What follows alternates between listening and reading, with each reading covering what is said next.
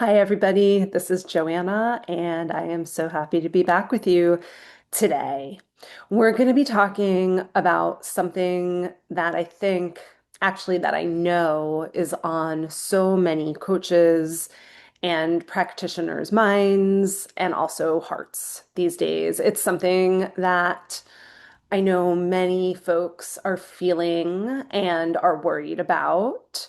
And in a word, we can call this thing capacity. So let me explain a little bit more.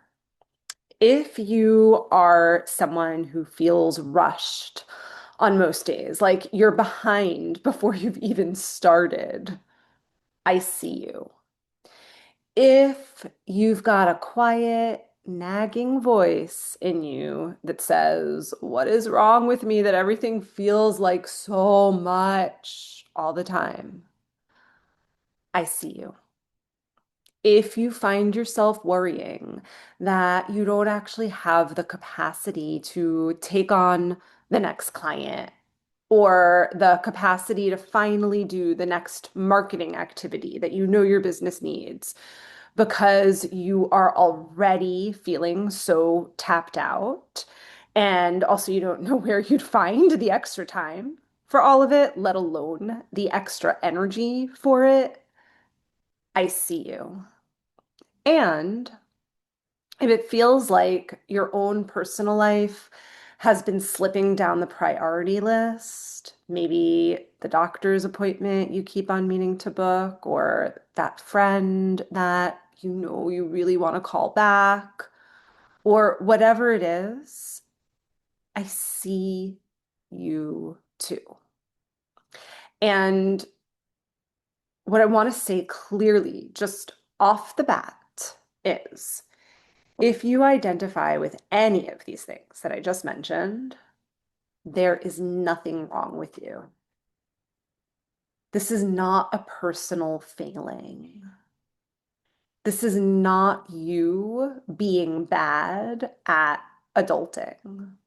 Although I will admit, sometimes I definitely feel like I am not good at adulting.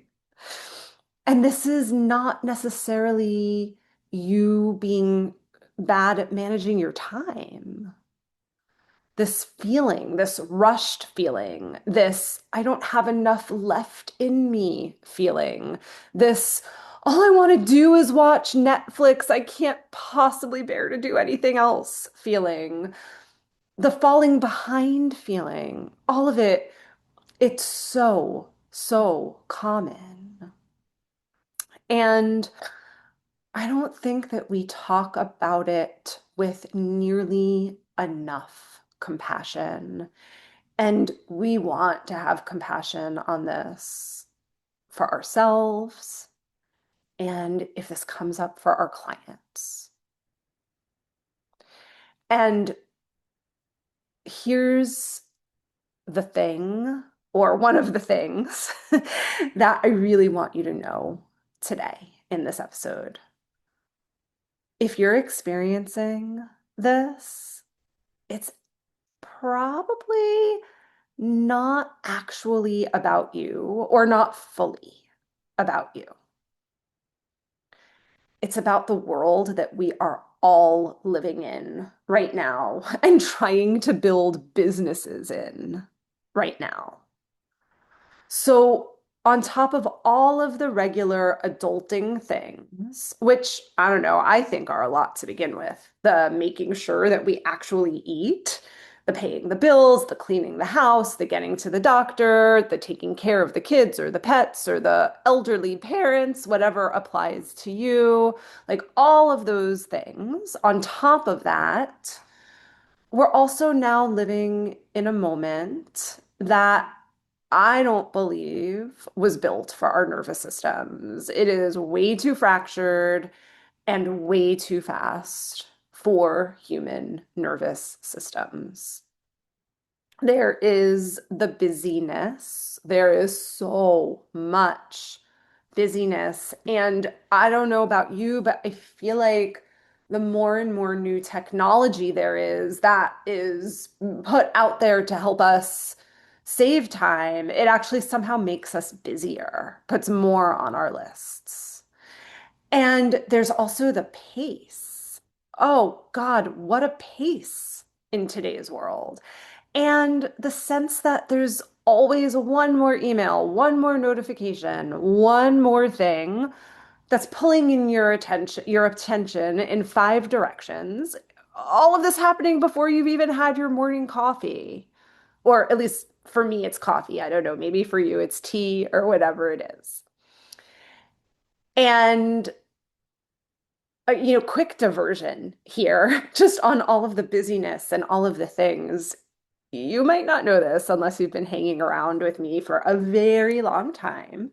My very, very first solo business name, this goes back, over 2 decades now, but my very first business name was Soulful Coaching for Busy Women. That was the name of my business. Soulful Coaching for Busy Women. I bring it up because it makes me laugh every time I think about it.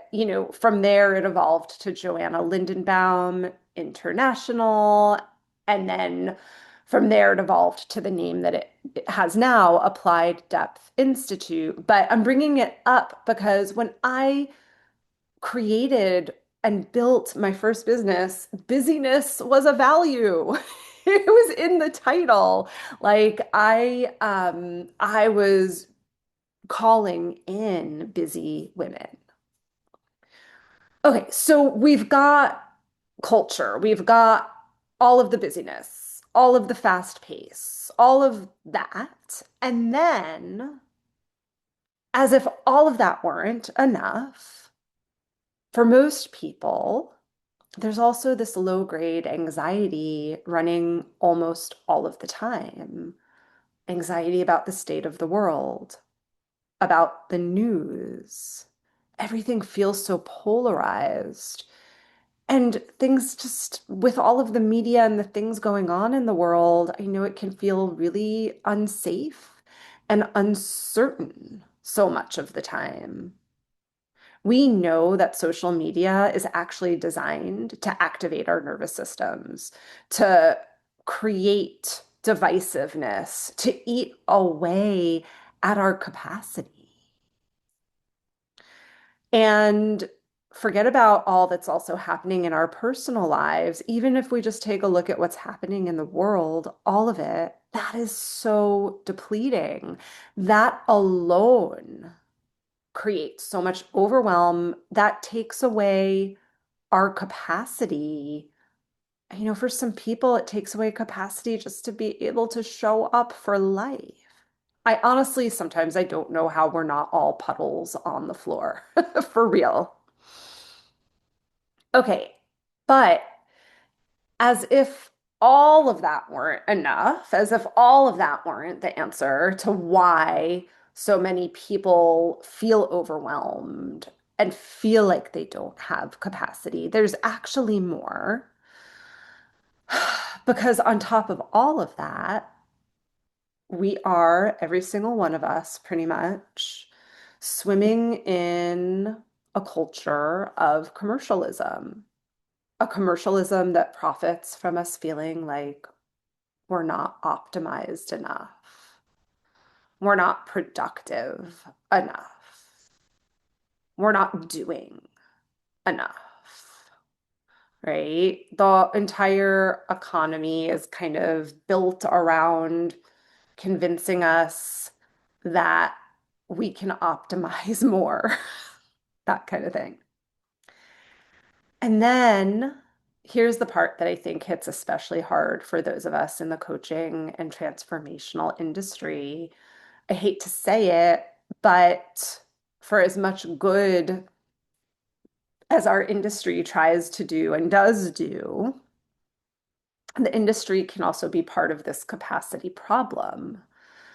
We talk so much about self-care, about boundaries, about nervous system regulation, but at the same time, there's also this kind of like this undertone that says you're not really making it unless you're scaling to seven figures or running 10 different marketing strategies or trying to build like a business like Tony Robbins has.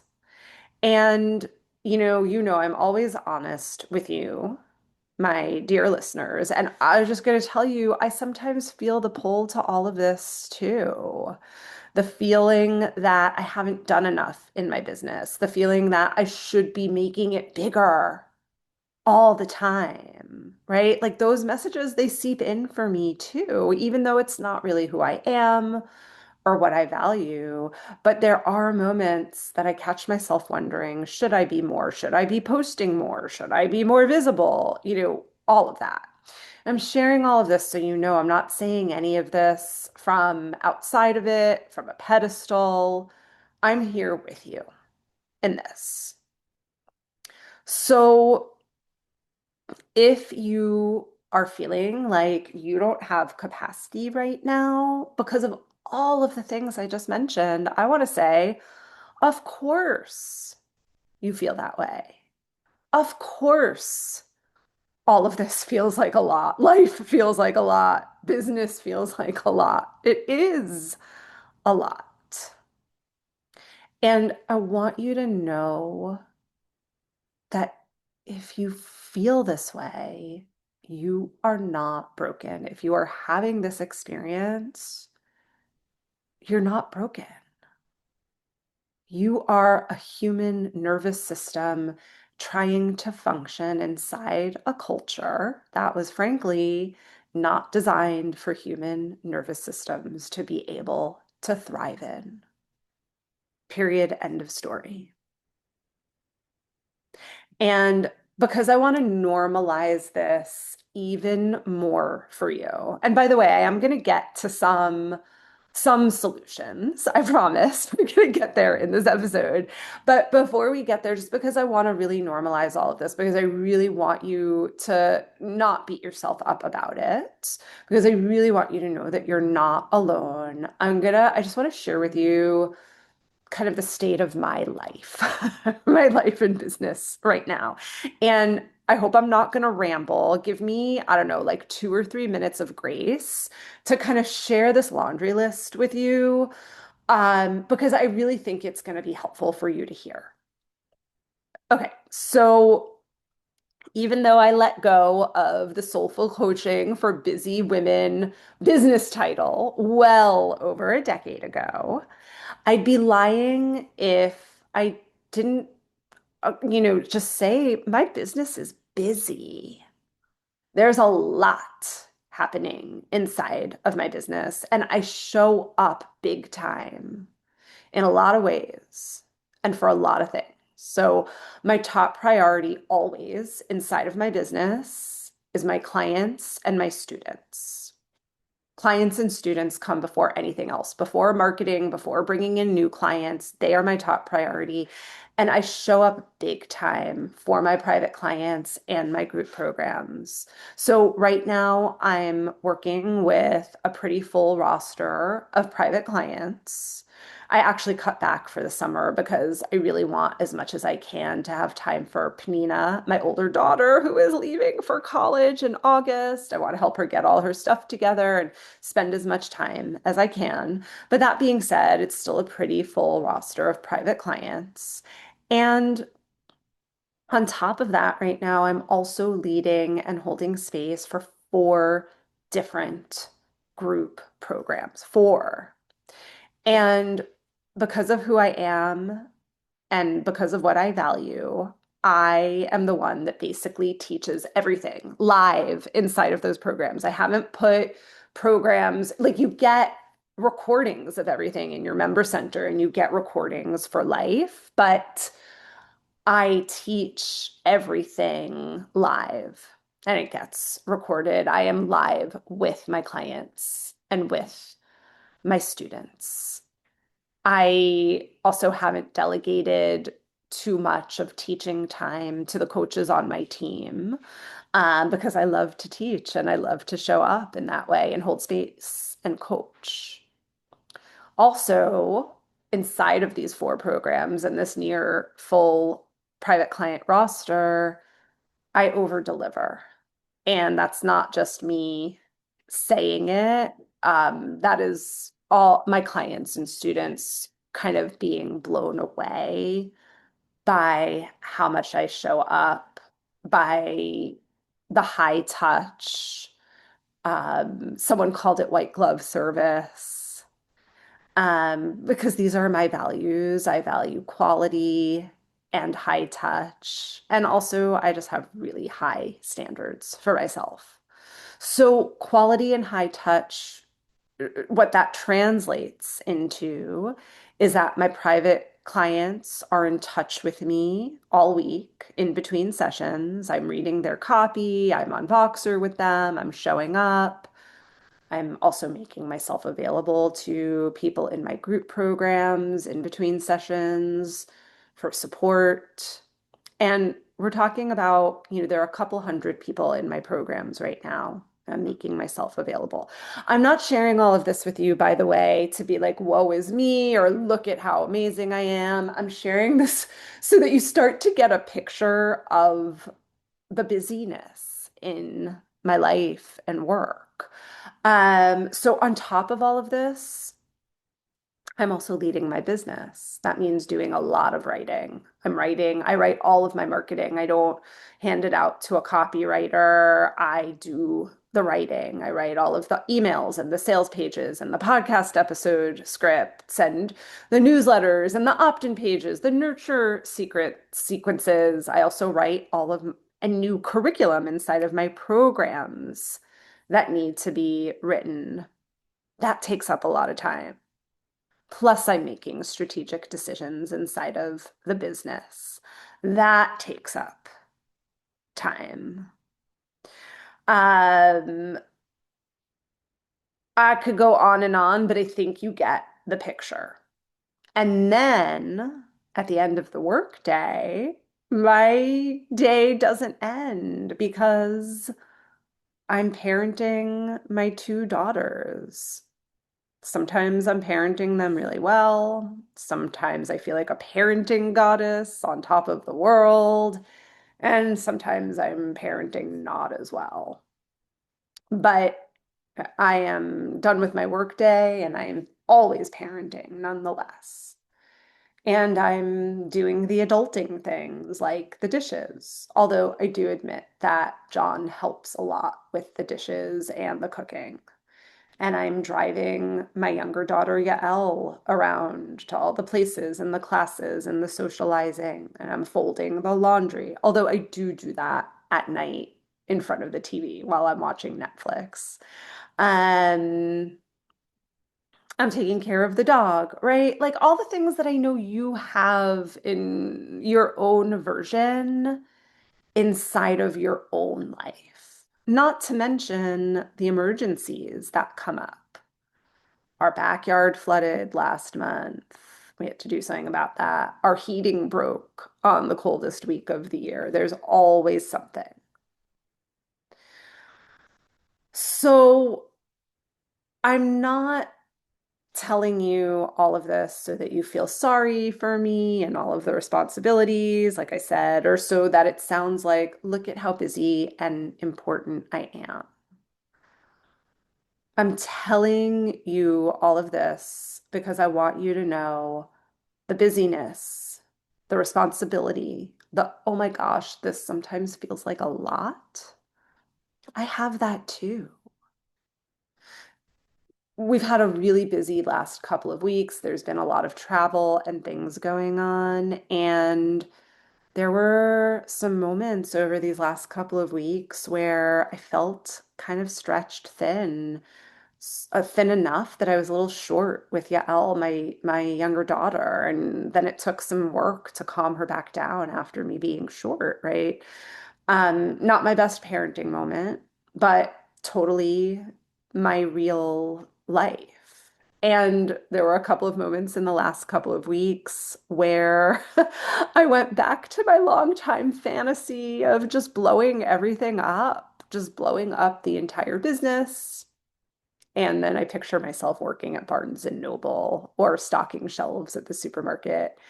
And it seems so calm and spacious. Now, I want to be clear, this is rare for me to fantasize in this way. It's definitely not the norm, but I'm naming it because I think it's important for you to, number one, know I'm there with you. But here's the other thing. If there's something that I've learned in my 50 years, almost 51 years, it's that there is no such thing as perfect. There is no ideal. Life is messy, right? And I've really come to accept that. But that being said, here's the other important thing that I want to say. I also believe that even with the imperfections and the busyness and the messiness, we can still have capacity. I don't think it's realistic for any of us who are growing or sustaining a business and adulting to have the kind of spaciousness that we want every single day. I think that there just is naturally some hustle when we're growing and sustaining a business. But that being said, I really do believe that we can have enough space, enough nourishment, enough resource, even when things are full, at least most of the time, right? And I'll tell you, even in the moments that feel really hard, even in those moments where I fantasize about the Barnes and Noble job, I still have almost always the capacity to show up for my clients, for my groups, the capacity to show up for my marketing and my business, for my family, and for myself. Sometimes more, sometimes a little less, but it's there. I have it, and I want for you, even when life is busy, even when life is messy, I want for you to have the capacity as well, so that it doesn't have to feel like you can't take on another client because you can't handle it. And it doesn't have to feel like you can't lead the group because you can't handle it. And it doesn't have to feel like you couldn't possibly put energy towards marketing because you can't handle it. So messy, yes. Busy, yes. But also yes to capacity. Okay, so how can you have more capacity? What can you do about all of this? So I'm going to share with you a few things that you can do. Now, to be clear, this is not a five-step system to an optimized life because I just don't believe in that. I just think that's a lot of capitalist BS. Just this idea that if you do things just right, that then life becomes perfect and there are rainbows and unicorns, and then you make $1 million. That's so not what this is. Instead of that, I'm going to be sharing with you three things that I really know can support you in having more capacity. It's not going to look perfect because it never will, but it can support you in having a lot more capacity. I'm going to be sharing a foundational philosophy that allows you to have more capacity. I'm going to be sharing a couple of mini habits that really help with capacity. And most importantly, I'm going to share with you something that I've learned about having more capacity that for me has been a game changer in my business and in my client work. So hang on till the end because the last one is the big one. Okay, so here's the first thing that I think can help all of us have more capacity even when things are busy and messy. It's a guiding philosophy, and it's really simple. It goes like this. You can't have it all. You can't have it all. This is foundational. You have to make choices because at the end of the day, you can't have it all. On my good days, part of me feels like I do have it all. And in a lot of ways, I do. I've created my dream business. I also have my two girls. I have my husband. I have a great circle of friends. I socialize. We take vacations. For the most part, I love where I live, although Charlotte is way too hot. I definitely want to live up north when my kids are out of the house. But anyway, in a lot of ways, I do have it all. But guess what? In just as many ways, I don't. I don't have it all. For one thing, I've never been the mom who has the chocolate chip cookies ready for my kids after school and who prepares all home cooked meals totally from scratch, totally delicious, 3 meals a day, every day.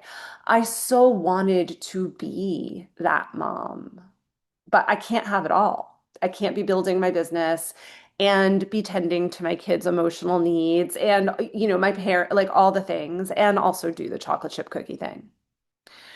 I'm definitely not the perfect mother or homemaker. My kids have more than once gotten their yearly checkups a month or two later than they should have. Things fall through the cracks. I don't have it all. I can't have it all. Not with the business that I have. I've never gotten myself to the gym as regularly as I would like. Now, some of that is resistance, but some of it is because I just can't have it all. I choose to use my time in other ways. I could go on and on about the things that there isn't space for. I only get manicures twice a year, even though I bite my nails, they look awful, like all the things. And guess what? I can't have it all in my business either. Right now, I've got like 30 different ideas for programs that I'd love to create, but I can't do all of them. I have to choose. And when it comes to marketing, I have to choose. For example, in the last, I don't know, 6 months, I've kind of let go of most of my social media because honestly, for one thing, social media has been weird on my nervous system lately. But also I just don't have the time and space for it right now. I can't have it all. Even though some part of me wonders if I should be doing more on social media, I had to choose. So unless you have, I don't know, unlimited money and unlimited ability to delegate everything, I just don't think that any of us get to have it all. That's just not how life works, no matter what capitalist commercialism tries to tell us, right? If we just buy one more thing, we can have it all. And there's a quote that I've been thinking about a lot lately. I feel really, really fancy and smart sharing it because it's a Kierkegaard line. But lest you get the wrong impression of me, I don't read Kierkegaard regularly. John happened to send it to me last week. He saw it in a meme. I'm going to share it with you. It goes like this. Whatever you choose, you'll regret it because the problem isn't in your choices, it's in romanticizing a life you haven't lived. A person always finds the untraveled path alluring and mysterious. The issue was never about making the right choice. It's about choosing which regret you'll live with. Oof, isn't that so good? Maybe I need to read Kierkegaard more. I don't believe that the path not taken or the thing we don't do has to be a regret per se. But I do think that we need to learn to live with the knowing that we can't do all of the things. And for those of you, dear listeners, that are optimists, you might be thinking, oh, Joanna, you're wrong. You can manifest all of it. if that's you, listen, I really hope that you're right. I really, really do. But at least for me, I just haven't seen it to be true. I have not been able to have it all. You have to make choices and let yourself genuinely grieve the paths you didn't take, the things that there wasn't time for, and come to peace with that. Because what you can have is a lot. You can do a lot of beautiful things. And maybe gratitude for the things that you do have is also part of what actually creates capacity. So, my invitation is to stop trying to do all of the things so that you can have more capacity and start having gratitude for what you do have. Don't let yourself get so frustrated that you need to have all the things. Okay, so that was tool number one, this idea, this philosophy around you can't have it all and really owning that. Hopefully that helps increase capacity. Let me share the second tool. This tool is a little bit of a mini toolbox of, I don't know, we can call it like mini habit resets, little mini habits. So these are just, I wanted to share some practical little things that you can do that can help build capacity. There's lots of little things that you can do. I'm going to just mention a few. They're not the whole answer, but I really have seen them help for myself, for my clients, and I don't want to skip them. So, a couple of small mini habits that can really help, especially in this day and age with capacity. Number one, what I'm going to say is not news. We all know this, but maybe we don't always listen to it. It's your phone. And it's specifically about the social media on your phone. If you have social media on your phone, chances are it is a capacity drainer. It is such a time energy and honestly a time suck, an energy suck, and honestly a psyche suck right now, right? The all of the current events that can be read about on social media, the polarization on social media, people trying to sell you something every other post or pretending like they've got it all figured out, and then you end up feeling bad about yourself. I don't know, but we get sucked into social media, but it often is a genuinely stressful place to spend your time and energy. If what I'm saying is resonating with you, please know, my friend, that I don't have social media on my phone. I took it off a long time ago. And I will tell you, it has been so, so good for me, for my nervous system, for my energy, for my capacity. I'm not saying to delete your accounts. I haven't deleted my accounts. I go on social media sometimes, but consider getting it off your phone if that's possible. Because I really think that pretty much every moment that you spend on social media on your phone just basically eats away at time and energy that can be nourishing and life force giving. So, what's going on with your phone? Another little mini habit reset that I want to share about, you probably know about this one is I call it the 5 minute spa break. And shout out to one of my private clients. You know who you are. If you're listening to the podcast episode, I know you usually listen because you were talking about your 5 minute breaks a couple of sessions ago. So what do I mean by 5 minute spa breaks? I don't mean actually going to the spa. What I mean is whenever you find yourself with 5 free minutes, it could even be 3 free minutes, instead of reaching for email or social media, take a walk, go outside, lay on the couch, stare at the ceiling, do something pleasurable, something tiny, right? Just 5 minute spa break. Or just get present to your body. Come back into your body.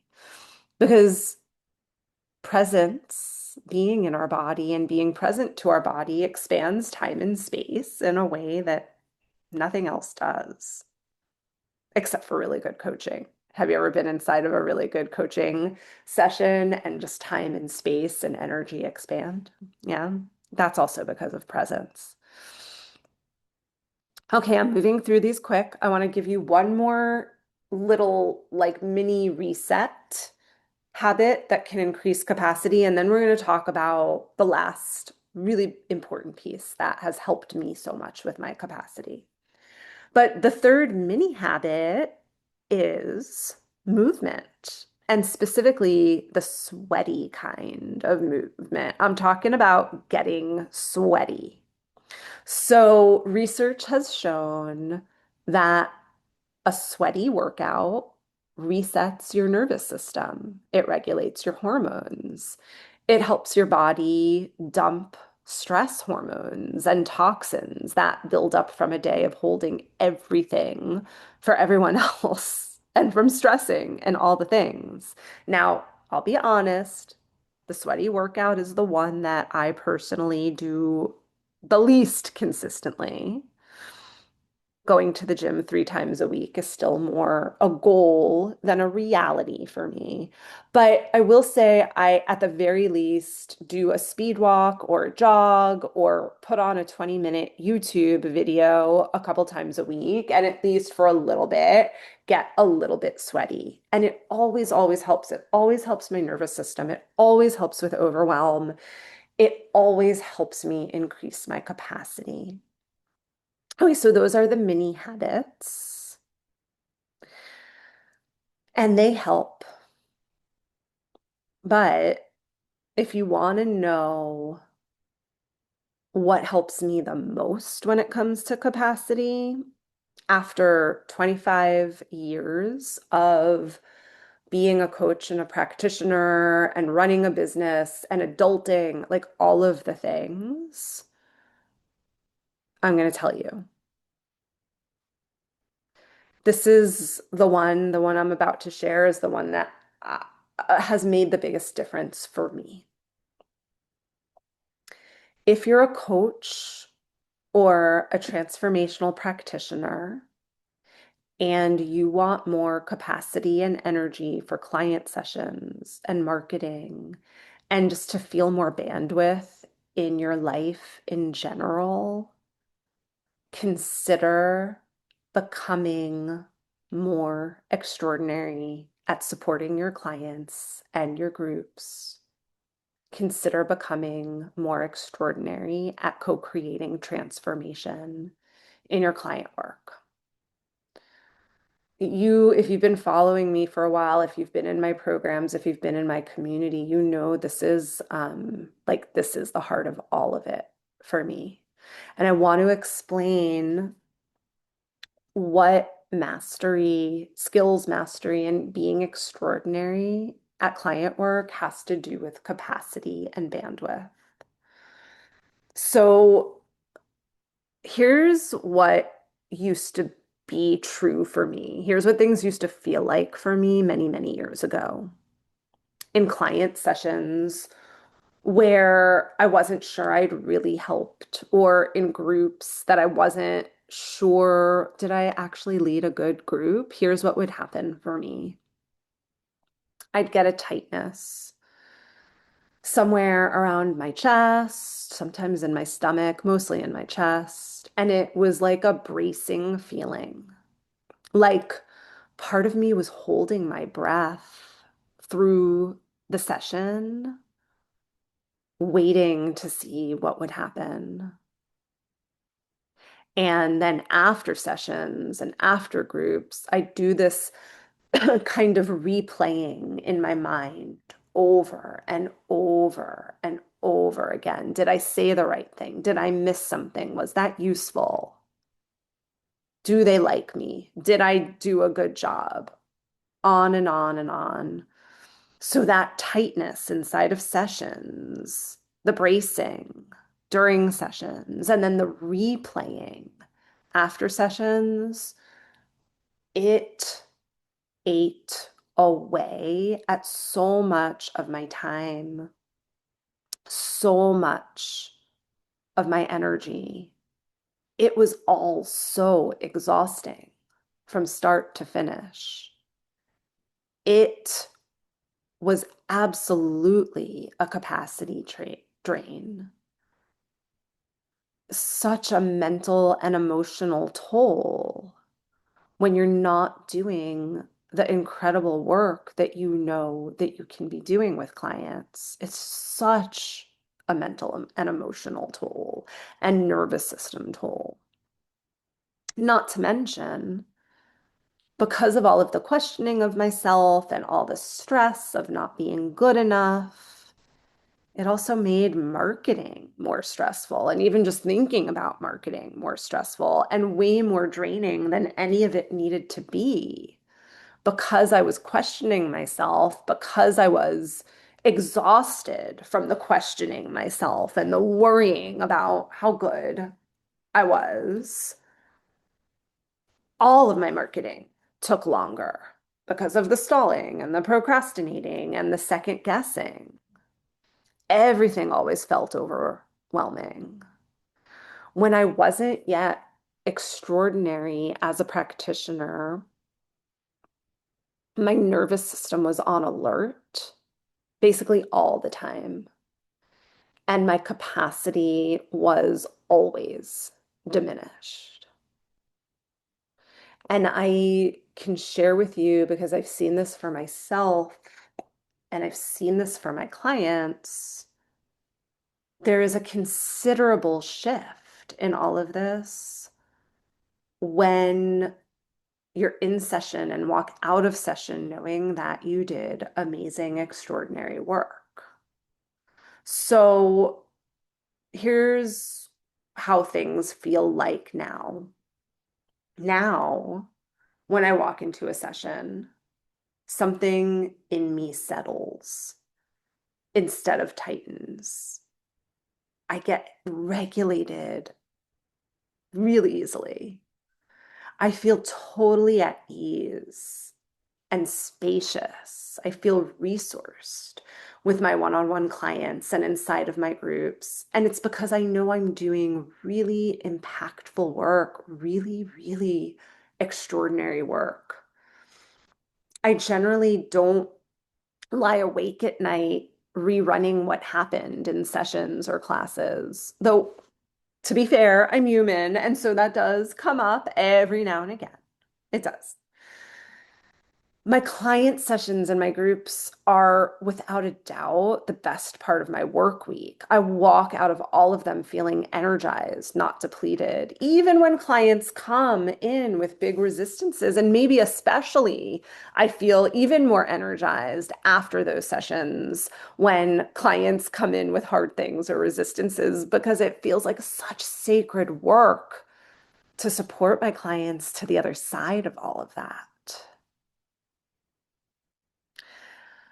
And because of all of this, I rarely ever feel that I don't have the emotional or nervous system capacity to bring on more clients. Now, sometimes I don't have the time for it, right? But it's not about my capacity. I never feel like I don't have the capacity to promote a group program or feel like a group program is too much because it's too many people to hold or anything like that. And of course, while marketing is challenging and can be challenging sometimes, that just feels like a truth. Because I'm energized by my client work versus depleted by it, I have the energy and the time to market. Not all the things, like I said before, you can't do all of the things, but I have the time, the adequate time and energy to market. I have willingness to try new things, to experiment, to be on my edge. And all of this is so important when it comes to marketing. So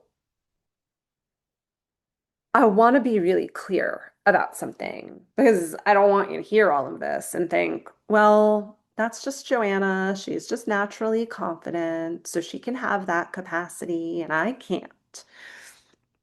I want you to know that by nature, I am a deeply self-critical perfectionist with very high standards for myself. Probably too high standards sometimes. You can just ask John or ask my team. And of course, sometimes I doubt myself. That's human nature. But I'm generally very confident, and my confidence is confidence that has been earned session by session from actually mastering the skill and the art of transformation. My confidence is not a personality trait. In fact, my personality is quite the opposite, but it is a result of having extraordinary skills. And again, keep on saying this, but it's important because real life means nothing is ever fully perfect. It's not that my client work is never stressful for me anymore. Every now and again it is, but it's just so much less stressful than it used to be. And so much less stressful than I hear it is for so many of the colleagues that I speak to. And because of all of this, I have capacity. All of this is what gets me so revved up and happy and excited every single time one of my Sacred Depth students tells me that they experience this kind of capacity shift. It's because they don't just get better client results by having better skills. It's that they have a whole different felt sense and experience inside of their work. Less mental, emotional, physical toll, less worry, less compensating, more energy, more capacity. When you really know in your bones that you're skillfully and consistently able to help your clients move through whatever they bring you, something inside of you stops tightening and stops bracing. And you don't need to overgive so much. And you don't need to give away your capacity so much. Instead, you come from a place of power and resource, not from a place of self-doubt. Okay, so here's what I want to leave you with this week. First, a recap of everything we've looked at. So, number one, busy and messy are definitely normal. So please, please, please don't shame yourself or judge yourself or think that there's something wrong with you if your life or your business feel messy or busy or even sometimes overwhelming. All of that is called being a human in today's society. Please, please, please have compassion for yourself inside of it. Love yourself inside all of it. If you need help with that, send me an email. I will write you a love letter back. I promise. Number two, remember that you probably can't have it all and that trying to have it all is part of what is robbing you of your capacity. So you can't have it all, and that's okay. Choose what is most important. If you need to grieve, grieve the paths that you didn't take and move on. We also looked at some quick resets. The phone, getting off the social media off the phone, the 5-minute spa breaks, and the sweaty workouts. Those can all help so much with capacity. And then finally, we looked at the importance of becoming extraordinary when it comes to your client work. Because that's the thing that can free up so much more of your energy, your mental energy, your emotional energy, your psychic energy, and your time. That's the thing. Getting extraordinary is a big piece of what can add to your capacity exponentially. So I want you to notice this week, just without judgment, but I want you to notice Where are you trying to have it all instead of choosing? Or where is your phone quietly draining you? Or maybe you want to notice where could you take those 5 spa minutes for yourself in any given day? And then the big one, where in your work with clients do you sense that there's more available for you? In other words, if you just had a little more skill, a little more mastery, and a little more trust in yourself, how could that help expand your capacity? Remember, none of this has to be perfect. There's never any myth of perfection here, my friend. It just has to be a little more honest and a little more intentional than it was yesterday. Thank you so much for being here with me today. I hope that you love this episode, that it helped expand your capacity. I'd love to hear from you what really resonated. And as always, if you love this podcast, please, please consider rating and reviewing it on whatever platform you listen to. It really helps me reach more practitioners. And what also helps me reach more practitioners is sharing this with a friend. So please share it with a friend. Make sure you're signed up to get notifications when new episodes come out. And if there's a topic that you'd love for me to cover, email me. Email me at info@applieddepthinstitute.com and just let me know what is it that you want to be talking about on this podcast. I read every single one of your notes.